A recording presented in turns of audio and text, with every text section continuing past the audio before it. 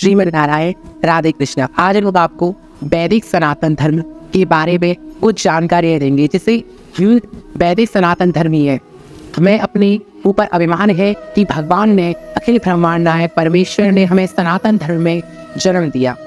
तथा हम आपको कुछ ऐसे विचारों से अवगत कराएंगे जिन विचारों को जानने के बाद आपके मन में भी सनातन धर्मी होने का गर्व होगा।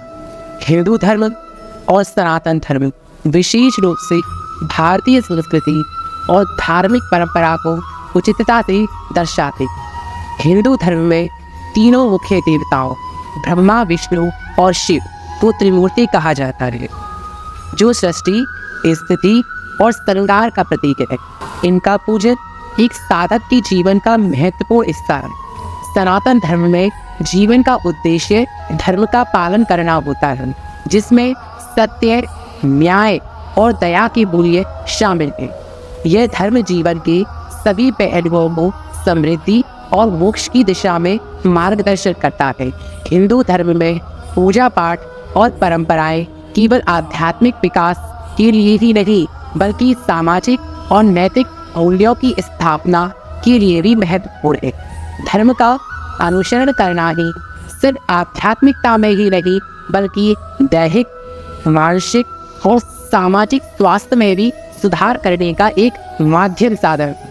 इसलिए हिंदू धर्म और सनातन धर्म में ध्यान, सेवा और नैतिकता के माध्यम से समृद्धि और मोक्ष की प्राप्ति का एक मार्ग दिखाया जाता है। पूजा पाठ और परंपराएं इस मार्ग में सहायक, लेकिन सच्ची धार्मिकता का अर्थ है सबका सामूहिक और व्यक्तिगत उत्थान, सद्गुण संपन्नता और सामाजिक न्याय की प्रोत्साहन करना। हिंदू धर्म, जिसे सनातन धर्म भी कहा जाता है, विश्व के सबसे प्राचीन और व्यापक धर्मों में से एक है। इसका इतिहास बहुत पुराना है। इसे अनगिनत ग्रंथों, शास्त्रों और पुराणों में से समृद्धि से भरा हुआ है। 4 वेद, ऋग्वेद, सामवेद, यजुर्वेद और अर्थवेद है। इसमें 108 उपनिषद है, 18 महापुराण है, 2 महाकाव्य महाभारत और रामायण, 555 सूत्र, भाष्य, ग्रंथ और सूत्रों की संख्या, लाखों देवी देवताओं और अनगिनत कहानियाँ इस धर्म की शास्त्रीय विविधता को दर्शाते हैं। हर ग्रंथ, हर कथा और हर परंपरा में इस संसार के अलग अलग रूपों और इस जीवन की विभिन्न सीखें छिपी है। कुछ लोग हिंदुइज्म को केवल एक धर्म मानते हैं, जबकि कुछ इसे जीवन जीने का एक तरीका और कुछ इसे ज्ञान का स्रोत समझते हैं।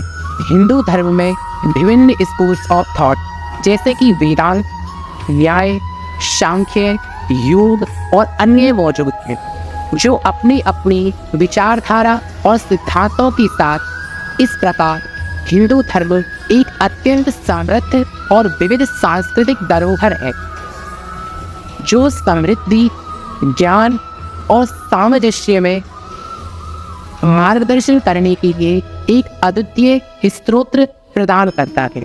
पश्चिमी इतिहासकारों की दृष्टि से हिंदू धर्म का अंदाजा लगभग 1500 साल पहले का है, लेकिन हमारी समृद्धि और इतिहास के अनुसार हिंदू धर्म 5000 वर्षों से भी अधिक का है। वाराणसी, जिसे आज बनारस कहा जाता है, इसका इतिहास 2000 वर्षों से अधिक पुराना है।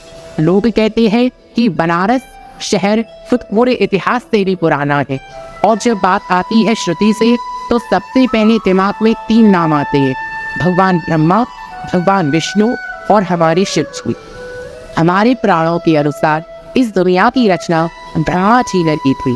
इसके बाद उनकी जीवन काल के अनुसार समय चलता है और इस पृथ्वी पर संसार का समय बीतता है। इसी तरह ब्रह्मा जी की सृष्टियों का अंत होता है, लेकिन इस बीच बीते युगों में अनगिनत ब्रह्माओं ने अलग अलग सृष्टियों की रचना की, जो भगवान विष्णु की अंश है।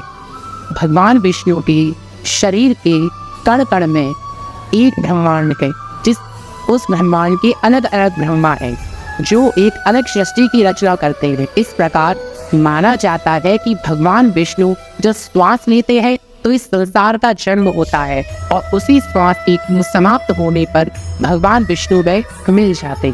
इस रहस्य में सृष्टि के बारे में ज्ञान कैसे हुआ, यह सवाल हमारे मन में आता है। हिंदू धर्म का नाम सिंधु नदी से जुड़े हुए, जो पंजाब की 5 नदियों का संगम बनाती हो। इस नदी के पास रहने वाले लोगों को सिंधु कहा जाता था और यही सिंधु नदी से हिंदुओं का संबंध बना। ग्रीक और पर्शियन सेनाएं भारत पर हमला करने पर नदी को अपनी भाषा में सिंधु कहने लगी, जिससे शब्द हिंदू प्रारूप धारण करता है। ब्रिटिश शासनकाल के दौरान भारत को इंडिया कहा जाने लगा, जो इसी नदी के नाम पर आधारित है। हिंदू धर्म का नाम इस भूमि के एक विशेष समुदाय के आधार पर रखा है, जो इस धर्म के प्रति अपने आस्था अनुसारी विश्वास को संकेत करता है। विश्व भर में इसे हिंदुइज्म के नाम से जाना जाता है। भारतीय संस्कृति और प्रभु राम भारतीय संस्कृति की पर्याय है। सम्यक कृति, परंपरागत आदर्श, आचार विचार, जीवन पद्धति की हमारी वैदिक सनातन भारतीय संस्कृति की पर्याय। सम्यक कृति, परंपरागत आदर्श, हमारी ऋषि मुनि मंत्र दृष्टा, सौजन्यता, पवित्रता, सहनशीलता हमारी गुण है, कमजोरी नहीं। हमने अपने जीवन में मर्यादाएं अर्थात बंधन स्वीकार किए। कौटुंबिक, सामाजिक, राजकीय, धार्मिक, शारीरिक, मानसिक और आर्थिक, इन मर्यादाओं का पालन करते हुए, इन बंधनों में रहते हुए हम अपने धर्म और संस्कृति की रक्षा करें। जिस घर में दधी मंथन का घोष नहीं है, छोटे बच्चों की किलकारियां नहीं सुनाई देती, जिस पर में बड़ों का सम्मान आदर नहीं है, वह घर नहीं, वह तो जंगल के समान है। हम समय के एक विशिष्ट स्थान पर खड़े हैं। 21वीं सदी वैदिक सनातन धर्म की पुनः स्थापना और भारतीय संस्कृति की आबुद्य की सदी होगी। भारतीय संस्कृति का पर्याय रामायण, महाभारत की काव्य कथा है। भगवान राम का चरित्र बहुत प्रासंगिक है। राम के चरित्र में सरलता के सूत्र विद्यमान है। राम विनम्र है, शालीन है, लेकिन कमजोर नहीं। व्यक्ति जब परमात्मा राम से जुड़ जाता है तो उसके हृदय में प्रकाश उत्पन्न होता है, शरीर में शक्ति का संचार होता है, उसे परम शांति का अनुभव होता है। जीवन की सार्थकता में ही हम भगवान से जुड़े हैं, इसलिए जीवन में धन्यता आती है, दिव्यता आती है, जीवन का विकास होता है। सनातन धर्म शब्द का प्रयोग भारतीय संस्कृति में होने वाले धार्मिक और दार्शनिक सिद्धांतों को सूचित करने के लिए किया जाता है। यह शब्द सनातन यानी शाश्वत या अनंत का संकेत करता है, जिससे यह धार्मिक विचार और सिद्धांत निरंतर रहने वाले को दर्शाता है। इसमें कोई एक निर्दिष्ट संस्थापक नहीं होता, बल्कि यह शास्त्रों, उपनिषदों, महाभारत, रामायण, गीता और अन्य ग्रंथों के माध्यम से व्यक्ति को अपने जीवन के उद्देश्य और मार्ग का ज्ञान प्रदान करता है। इसे एक फिलॉसफी और जीवन शैली के रूप में समझा जा सकता है, जो शाश्वत है और सभी जीवों के लिए उपयुक्त। सनातन धर्म का इतिहास ट्रेस करते समय सबसे पहले हमें वेदों की ओर मुड़ना पड़ता है। वेद हमारे धर्म की सबसे पुरानी टेक्स्ट माने जाते हैं और इन्हें अपौरुषीय यानी मानव से उत्पन्न नहीं माना जाता। इन वेदों का ज्ञान कुछ महान ऋषियों ने प्राप्त किया और इस ज्ञान को उनकी शिष्यों तक पहुंचाया, लेकिन यह ज्ञान लंबे समय तक मौन रहा और इसे लिखना जाना बहुत तूफानी कार्य था। अंत ऋषि वेद व्यास ने इस ज्ञान को एक स्थान पर इकट्ठा कर 4 वेदों में विभाजित किया। उन 4 वेदों के नाम आप जानते हैं, ऋग्वेद, यजुर्वेद, सामवेद और अर्थवेद। इन 4 वेदों में अद्वितीय ज्ञान छुपा हुआ है। जब भगवान ब्रह्मा ने घोर तपस्या की, तब भगवान अखिल ब्रह्मांड नायक परमपिता परमेश्वर श्री हरि विष्णु ने उन्हें आशीर्वाद देकर कहा, ज्ञानम परम गुह्यम ते यत् विज्ञान समन्वितम्, अर्थात भगवान श्री विष्णु ने कहा कि जो मैं ज्ञान तुम्हें दे रहा हूँ इसमें विज्ञान का समन्वय भी है, और तुम इसी ज्ञान से सृष्टि की रचना कर दो। इसलिए यहाँ उल्लेखित है कि इन वेदों में ग्रामर, फिलॉसफी, जीवन की मार्ग, बायोलॉजी, जियोलॉजी, एस्ट्रोलॉजी और फिजिक्स जैसे विषयों का ज्ञान है। इन वेदों की श्लोकों में बताया गया है कि कई सारे वैज्ञानिक जो आज तक के युग में फेमस हुए हैं, उन्होंने भी इसी वेदों में दिए गए ज्ञान को अपनी इम्प्रेशन में बताया है। ऋग्वेद एकमात्र वेद है जिसमें 10,000 से ज़्यादा श्लोक जो समग्र वेदों का सार है। इसमें ग्रामर से लेकर विभिन्न विषयों की चर्चा है और इससे अनेक विद्याओं का स्थान मिला है। हमारे वेदों में ये ऐसा अत्यंत उच्च स्तर का ज्ञान है जिससे हम आज तक नहीं समझ पा रहे हैं। वेदों का अद्वितीय और अमूर्त ज्ञान महान ऋषियों द्वारा प्राप्त हुआ और इसे उनके शिष्यों तक पहुंचाया गया। इस ज्ञान को लंबे समय तक मौन रहना पड़ा, लेकिन अंत में ऋषि वेद व्यास ने इसे इकट्ठा कर 4 वेदों में विभाजित किया। ऋग्वेद, यजुर्वेद, सामवेद और अर्थवेद। इन चारों वेदों में देवी देवताओं से जुड़ी अद्वितीय चीजें हैं जिन्हें विभिन्न युगों में समझा गया। आकाश पतितम तोयम यथा गच्छति सागरं सर्वदेव नमस्कारं केशवम प्रतिगच्छति। अर्थात जिस प्रकार आकाश की वर्षा होने पर वह पानी छोटी नदियों से तालाब, तालाब से बड़ी नदियाँ, बड़ी नदियों से जाकर सागर में मिल जाता है, उसी प्रकार हम किसी भी देवी देवताओं की आराधना करें में सब भगवान केशव अर्थात अखिल ब्रह्मांड नायक श्री हरि विष्णु में जाकर मिल जाती है। निराकार शब्द सुनने में है, लेकिन भगवान शिव, विष्णु, माँ पार्वती और देवराज ये भगवान की साकार रूप है। जैसे भगवान इस शब्द को अलग अलग रूपों में प्रतिष्ठित करते, यहाँ एक अद्वितीयता का सिद्धांत है कि सभी भगवान एक ही है, लेकिन उनकी विभिन्न रूपों को मान्यता दी जाती है। भगवानों का सनातन धर्म में इसका संवेदनशील अद्वितीयता का अनुभव होता है। इस धारा में देवी देवताओं का एक रूप और अनंत रूप व्यक्त किए जाते हैं, जिसमें हम उन्हें अनेक रूपों में पूजते हैं, लेकिन एक मानते हैं। भगवान की रूप का एक सांगीतिक तात्पर्य है कि वह सभी एकमात्र अद्वितीय ब्रह्म है। भगवान यह एक शब्द है जिसका सुनना सिंगुलर अर्थात एक रूप में होता है, लेकिन दुनिया भर में कई स्थानों पर भगवान की विभिन्न रूपों की पूजा होती है। यहाँ भगवान शिव, भगवान विष्णु, माता पार्वती और देवराज इंद्र जैसे विभिन्न भगवानों का संदर्भ है। पहले हमसे कहा गया कि सब कुछ विष्णु है, लेकिन क्या विष्णु ही सर्वश्रेष्ठ भगवान है या फिर भगवानों में कोई श्रेष्ठ हो सकता है या नहीं, इस पर हमें समझने की कोशिश करते हैं। सनातन धर्म में भगवानों की अवधारणा समय के साथ बदलती रही। त्रिमूर्ति का एक प्रमुख अंग है ब्रह्मा, विष्णु और शिव, जिन्हें सबसे ऊंचा दर्जा दिया जाता है। हालांकि वेदों में इन्हें इतना महत्वपूर्ण नहीं माना गया और वेदों में आइडल वर्शिप या मूर्ति पूजन की परंपरा भी नहीं थी। प्राकृतिक तत्वों की पूजा और नेचर वर्शिप हुआ करती थी, जिसमें आज की मंदिरों की अवधारणा नहीं थी। और इसमें अद्वितीयता का सिद्धांत है कि सभी भगवान एक ही है, लेकिन उनकी विभिन्न रूपों को मान्यता दी जाती है। भगवान की रूपों का उदाहरण यही है कि वे सभी एकमात्र आदित्य ब्रह्म है। पहले आते हैं मैट, ब्रह्मा, विष्णु, महेश, सृष्टि की रचिता, पालनहार और विनाशक। इन्हें त्रिमूर्ति कहा जाता है और इनके संगम में ही सृष्टि में संतुलन बना रहता है। जब भी यह संतुलन बिगड़ता है, भगवान विष्णु और भगवान शिव अलग अलग रूपों में अवतार लेते हैं और धरती पर आकर अधर्म का विनाश करते हैं, धर्म की स्थापना करते हैं और संतुलन को बनाए रखते हैं।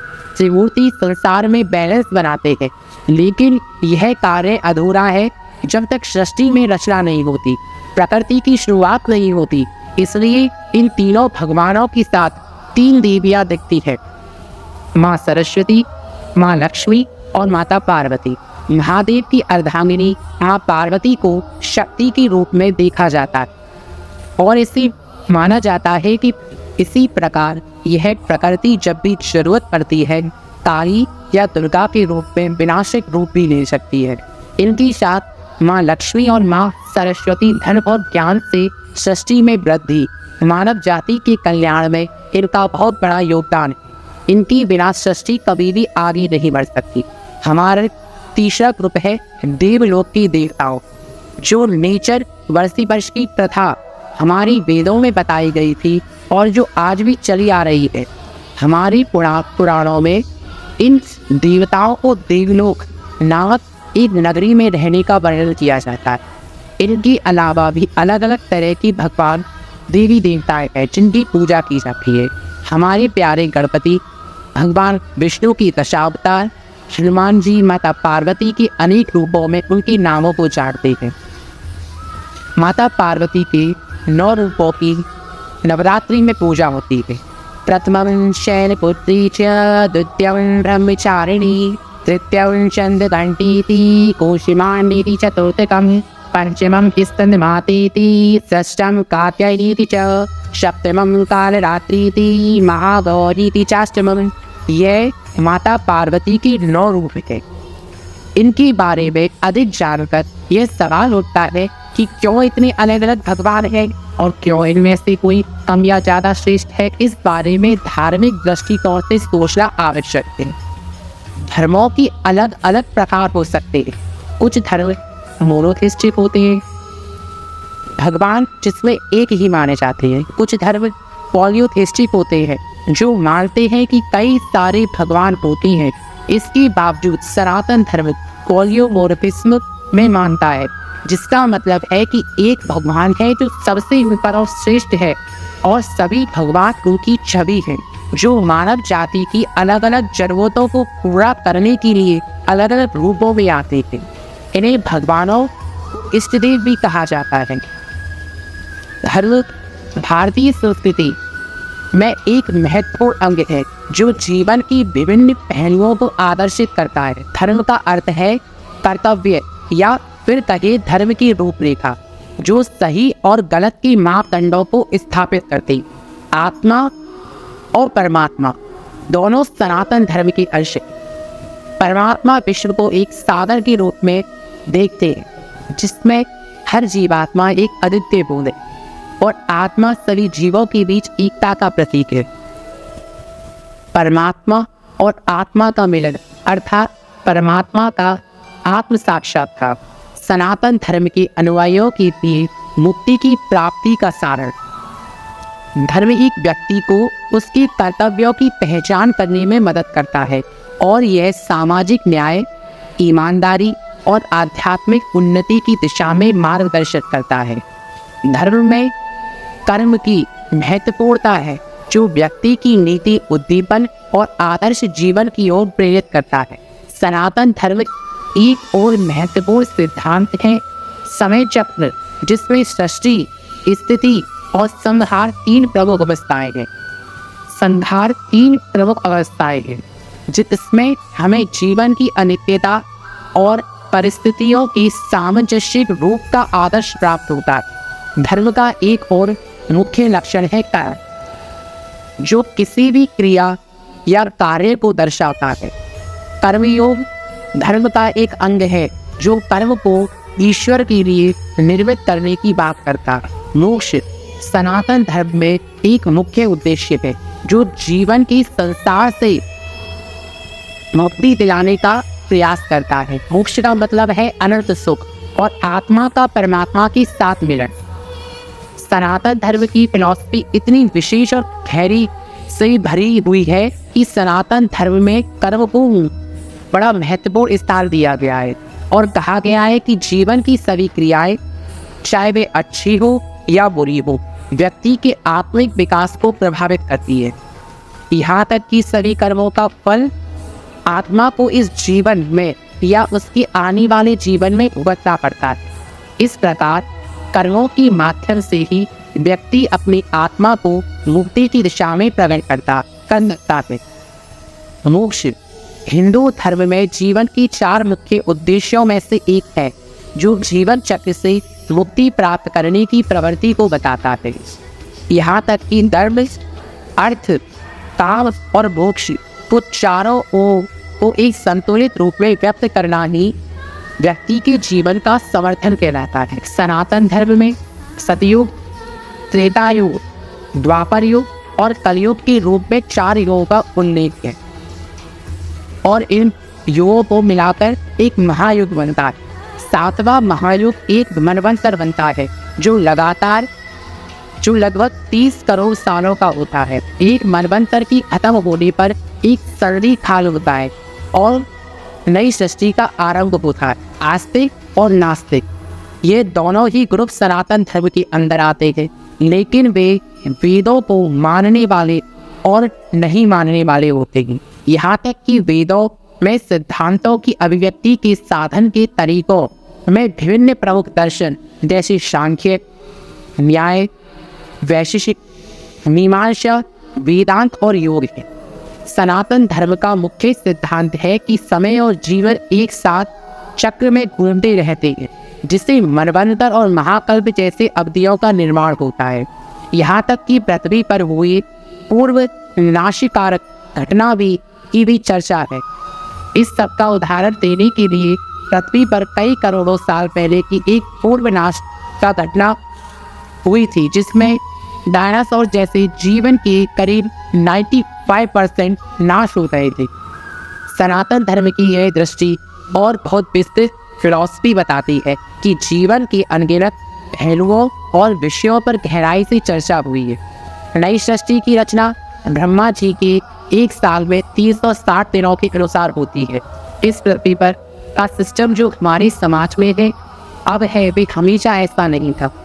इसकी शुरुआत सनातन धर्म के 4 वर्णों से हुई थी, ब्राह्मण, क्षत्रिय, वैश्य और शूद्र, जो कार्यों के आधार पर लोगों को विभाजित करते थे। इसमें ऊंचा नीचा का मामूली अंतर नहीं था और व्यक्ति के प्रति उसकी योग्यता और ज्ञान के हिसाब से ही उसका वर्ण निर्धारित होता था।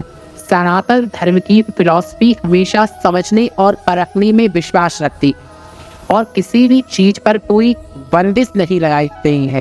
धर्म में कोई भी बाधा नहीं है कि कोई विशेष धर्म या भगवान को चुनना चाहिए। सनातन धर्म में कई प्रमुख ग्रंथ हैं जो विभिन्न विषयों पर ज्ञान प्रदान करते हैं।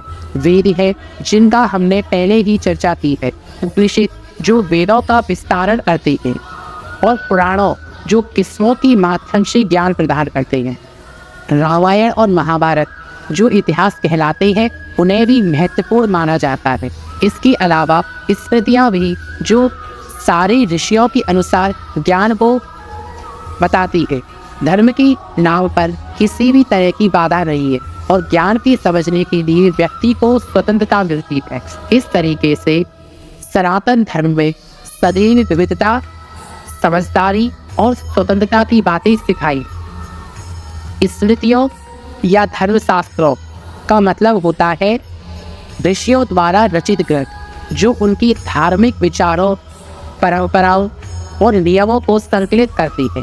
इनमें से एक ग्रंथ जिसे हमने कुछ देर पहले भी चर्चा, यह ग्रंथ जीवन के विभिन्न पहलुओं को समझाने का कार्य करता है और यह भी एक सांस्कृतिक और धार्मिक प्रतिष्ठान का हिस्सा है। सनातन धर्म का इतिहास कई हजारों वर्षों का है। इसने अपने विकास के दौरान कई चुनौतियों का सामना किया है। यह धर्म विभिन्न कालों में चुनौतियों का सामना कर चुका है, लेकिन अब भी यह अपनी समृद्धि बनाए रखी हुई है, सिद्धांतों के साथ बरकरार है। साउथ इंडिया में सनातन सांस्कृतिक परंपरा बहुत जीवंत है, जबकि नॉर्थ इंडिया में कई पुराने मंदिरों को बर्बाद कर दिया गया। इसके बावजूद सनातन धर्म ने समय के साथ अपना अस्तित्व बनाए रखने में सफलता प्राप्त की है और यह आज भी एक अद्वितीय और आध्यात्मिक धारा के रूप में जीवित। हम चारे धाम, हम खाटू श्याम, हम संकट मोचन शनि धाम, वैष्णो माता की भक्ति है, हम कामाता की शक्ति है। हम बोध गया की पिंडीदार, हम सालासर के हनुमान, हम महाकाल, हम बैद्यनाथ, हम ही काशी के विश्वनाथ, हम रामेश्वर, हम दक्षेश्वर, हम महाकुंभ संवेद शिखर द्वारकापुरी की गायक हैं, हम तिरुपति सिद्धि विनायक हैं, हम सबका एक सहारा है, अमृतसर का गुरुद्वारा है, हम सभी कलाओं की ज्ञाता, हम शक्तिपीठ वैष्णो माता, हम सप्तपुरी, हम जगन्नाथ, हम हरिद्वार वृंदावन है, हम हिंदू सत्य सनातन है, हम शाश्वत सत्य सनातन है, हम हिंदू सत्य सनातन है, हम शाश्वत सत्य सनातन है।